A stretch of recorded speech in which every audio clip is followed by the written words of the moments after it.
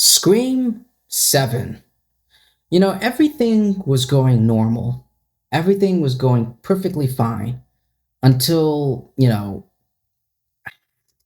the firing of Melissa Barrera and Jenna Ortega um, leaving the franchise in late 2023, following the exit of Scream that came the Scream 5. I call it Scream 5, which came out in 2022, and Scream 6 directors Matt Bettinelli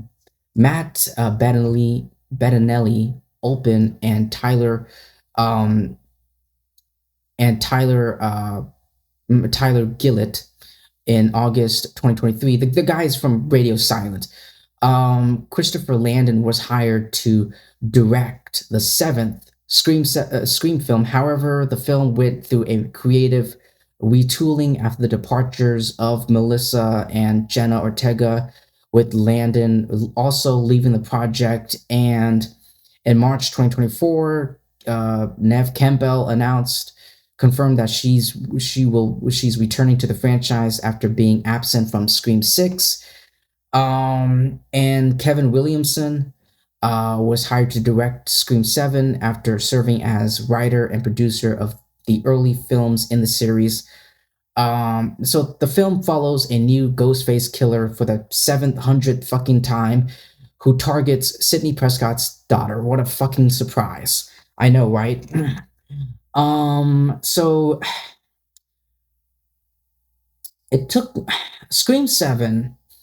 Here we are, seventh movies.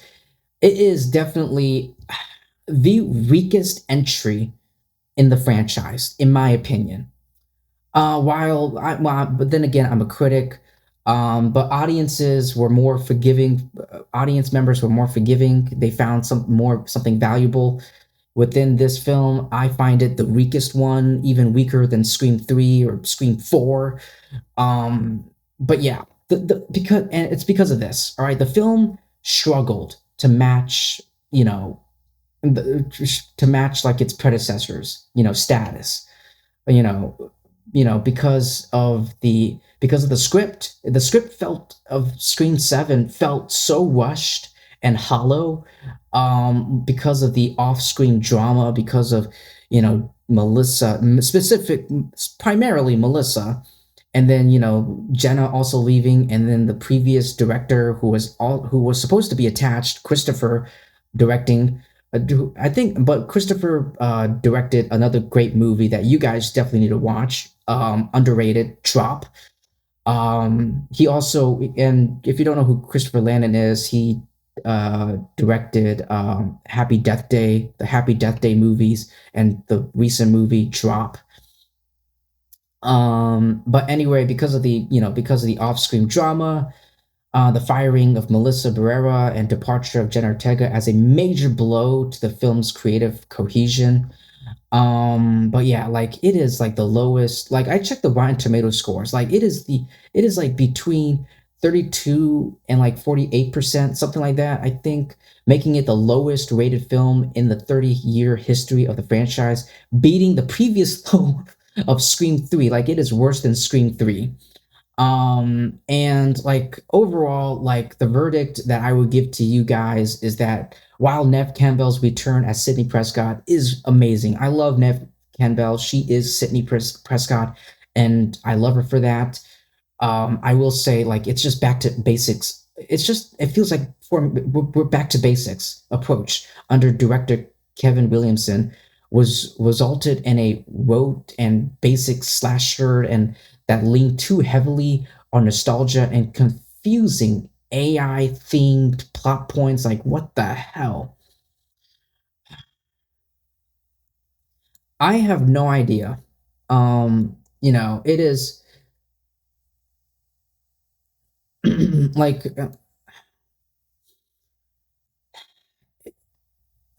how would I even explain this? Like, it has a solid emotional underpinning, and a handful of ace scenes, um, but not on par with the original one. It's Scream 7 is not a bad movie. Don't get me wrong. Scream 7 isn't a bad movie in general, generally speaking, but it is the worst one in the franchise. Like when it comes to the Scream franchise, it is the worst. It's worse than Scream 3. But it's not the worst, like, garbage. Like it's not Madam Web or Morbius or like some shit like that. All right. Like this movie has basic execution. It's it's seductively convoluted and ultimately it's an ultimately shallow sequel. It's sluggish, unscary, plagiaristic. I think it's I feel like it's time. I feel like it's time to retire the franchise and just fucking kill this franchise. Fucking kill it. Where is this fucking future going to? I'm hearing that they're making Scream 8 and I'm like of course they are. Um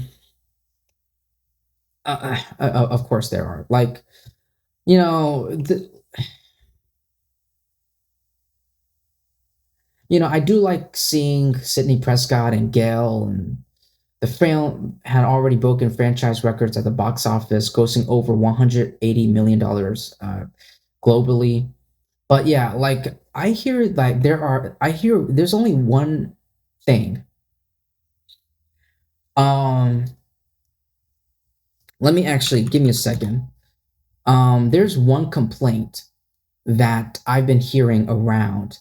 It's been getting a lot of attention. All right. Our The common fan complaint is that the killer's motivation. I found the killer's motivation to be absolutely ridiculous, and the use of AI/ deepfake technology as a plot device to be more distracting than scary. There's nothing scary about that. All right. So let me dive right into the spoilers, all right? Because you really don't need to see this movie. Wait until it comes out on Paramount Plus or rent it on fucking Amazon Prime or whatever. So we're going into spoilers, all right? So you have been warned. So the plot of Scream 7 leans heavily into the franchise's history while introducing a modern tech horror twist. Here's a breakdown of the story and the big reveal. The setup. Years after the events in New York, Sidney Prescott, played by Neve Campbell, has moved to Indiana, living a quiet life with her husband, Mark Evans, played by Joel McHale, and their children. The peace is shattered when a new Ghostface begins targeting Sidney's teenage daughter, Tatum, played by Isabel May. The killers and their motives. In a double twist ending, the film reveals two killers with distinct obsessive motivation. Marco Davis, the supervisor of a mental institution and an IT expert, he used deepfake technology to trick Sidney into believing that the original killer Stu was still alive and calling her. He provided the technical brains for the operation. And then you got Jessica Bowden, Sidney's next door neighbor. After reading Sidney's autobiography, Jessica becomes obsessed with the idea that Sidney only found strength by killing her tormentors. Jessica murdered her own husband and then sought to create a quote unquote a new hero by putting Sidney's daughter Tatum through the same trauma Sidney faced back in 1996. So the fate of the legacy characters, um, Sidney Prescott, of course, she survives the finale after a brutal fight with Jessica. Gail arrives just in time to help Sidney, ultimately running over the decoy Ghostface, an escaped inmate with her car. Dewey appears in the film via hallucinations or deepfake sequences used by the killers to taunt Sidney and Gail, though the character remains deceased in the current timeline. And then you have the Meek twins, both both return and survive the film, though they sustain significant injuries during the tavern attack. Sidney and Tatum eventually team up to take down the killers. In a symbolic passing of the torch, Tatum delivers the final shot to Jessica's head to ensure she is dead. The film always shoot them in the head. The film ends with the family heading to the hospital and Mindy Meeks Martin giving in a Pop News report on the night's carnage. So yeah, so there is there is news in about an eighth movie. And there, I just spoiled it for you. And there is news about an eighth movie that's reportedly in development, and Neve Campbell, being loving, being part of this franchise for so many years and for so many decades. Of course, she expressed interest in making an eighth film. To be honest with you, they should have, they should not have fired Melissa Barrera. It all started with Melissa Barrera. They had something going with the fifth and the sixth movie, and then they dropped the ball and the shit that she said wasn't even like that offensive. But anyway, that's pretty much all I have to say for Scream 7, ladies and gentlemen. Even though this movie is utter garbage, well, when it comes to the Scream franchise, it's not the worst movie in general, generally speaking. In the Scream movies, in this franchise, in the Scream franchise, yes, it is the worst. It is the worst. But like, if we're talking like outside the Scream franchise, like generally speaking, it's not the worst. Um, it's not the worst when you have movies like Madam Web. Uh, um, but yeah, like that's pretty much all I have to say, ladies and gentlemen. But yeah, despite the negative reviews, this movie became the highest grossing film of the series, which is, I guess, there's some good news for them to make an eighth movie, I guess. I don't know. Maybe. We'll see. That's pretty much all I have to say, ladies and gentlemen. Thank you so much. Please like and subscribe. Definitely subscribe because that will help me and my YouTube channel out a lot. Yeah, and I will see you guys in my next video. Peace.